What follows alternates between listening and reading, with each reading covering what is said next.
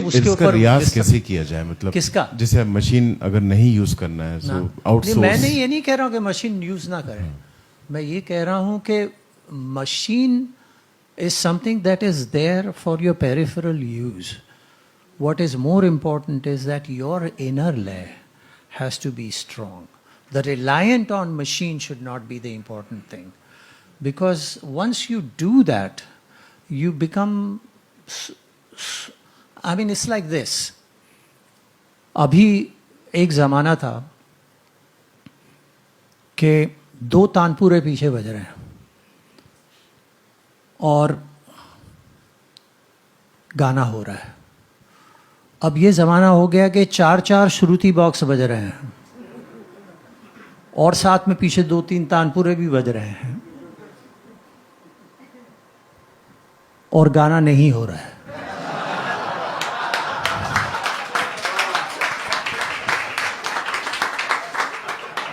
एक छोटे से तानपुरे पे हरि जी 1 घंटा आलाप करते थे.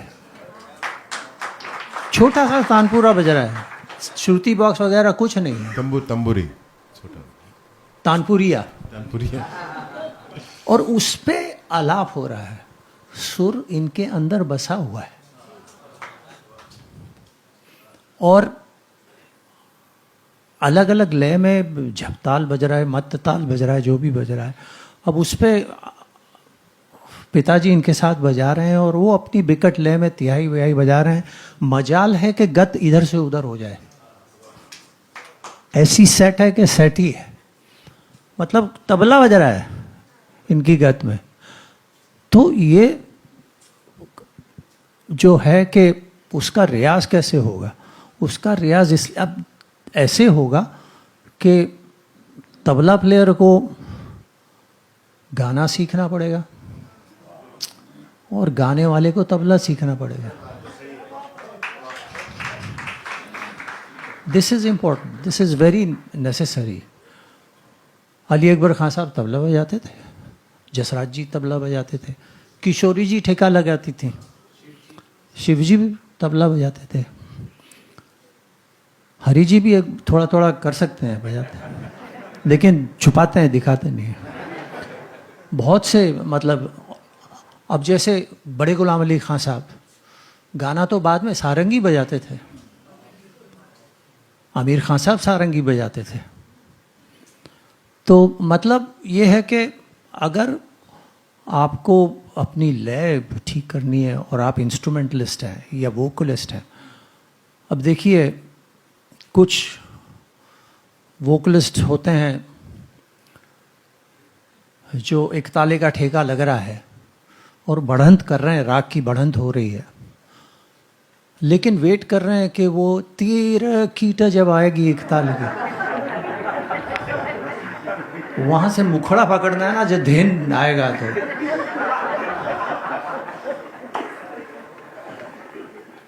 लेकिन कुछ ऐसे गायक हैं जिनको उसकी जरूरत नहीं है.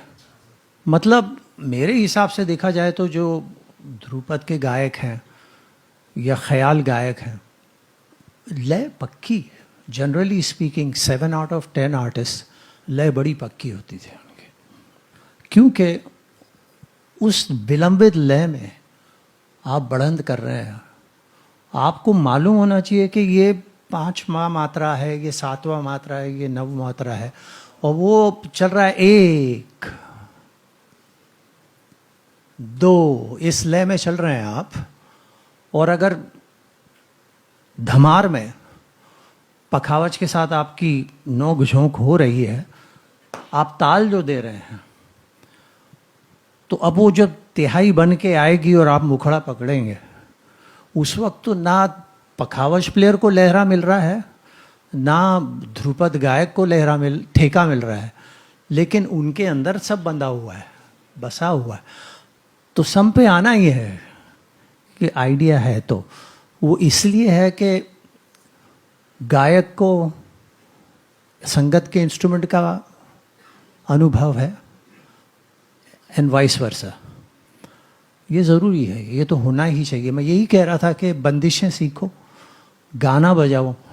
I was saying earlier, it was so, I mean, playing with Hari ji, Shiv ji, Ali Akbar Khan. I was so lucky got to play with and listen to some of the greatest musicians of our country ever.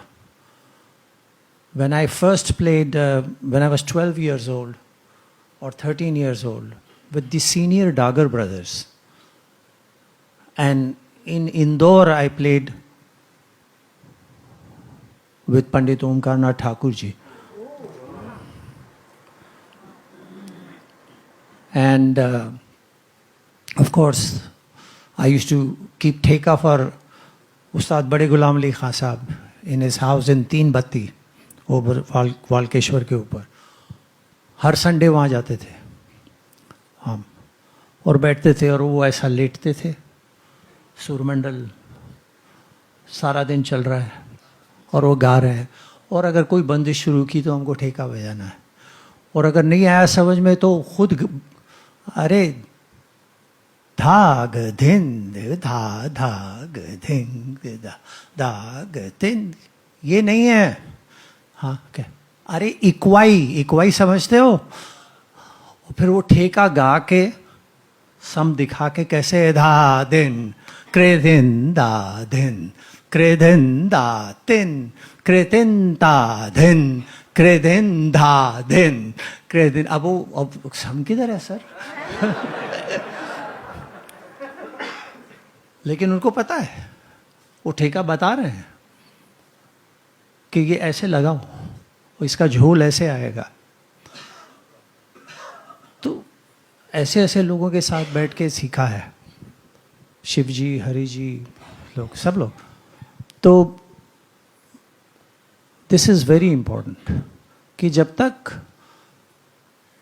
आपका गाना सही नहीं होगा, जब तक आपको ठेका लगाना आप खुद नहीं आएगा. And vice versa. Mallikarjun Mansur ji ऐसे गायक, और ऐसी मतलब लय का तो मतलब ऐसे पकड़ के रखा हुआ है, नज़र आता था कि भाई क्या बात है. तो दिस इज़ वेरी इम्पोर्टेंट. अगर आपको अपनी कि भाई हम कैसे करें, तो भाई तबला सीखिए.